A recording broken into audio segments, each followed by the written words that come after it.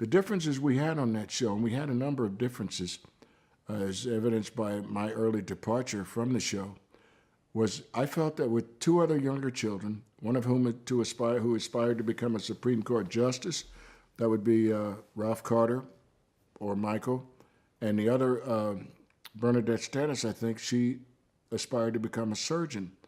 And the differences I had with the producers of the show was that I felt too much emphasis was being put on JJ and his chicken hat and saying dynamite every third page, when just as much emphasis and mileage could have been gotten out of my other two children and the concomitant jokes and humor that could have come out of that. But I wasn't the most diplomatic guy, like I said, in those days, and they got tired of having their lives threatened over jokes. So they said, to tell you what, why don't we kill him off and we'll all get on with our lives. Life's too short. So that taught me a lesson that I wasn't as important as I thought I was to the show or to Norman Lear's plans. And he was not about to have a disruptive factor. That was me, a disruptive factor.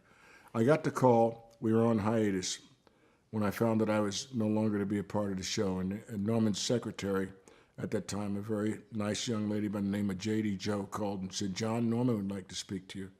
And I thought that was kind of unusual as we were on hiatus. And so Norman got on the phone. He said, Big John. I said, yes, Norman. He said, I've got some good news and some bad news. What do you want first? I said, hey, it's your dime. You made the call. He said, well, the good news is we've been picked up for another season, which was a foregone conclusion because we'd never been out of it. Once we broke into the top 10, we never were out of it. And we stayed in the top 5 for quite a few weeks, if I remember correctly. One way or the other, I couldn't understand why he was calling me to tell me that we were renewed. And then he said, you want the bad news? I said, sure, how bad can it be? He said, you won't be with us.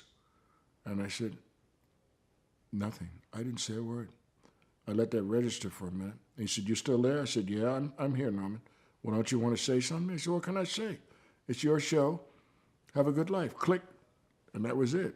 I was going to be, recalcitrant to the end. You won't get me to roll over and cry for the job. No, forget you, man.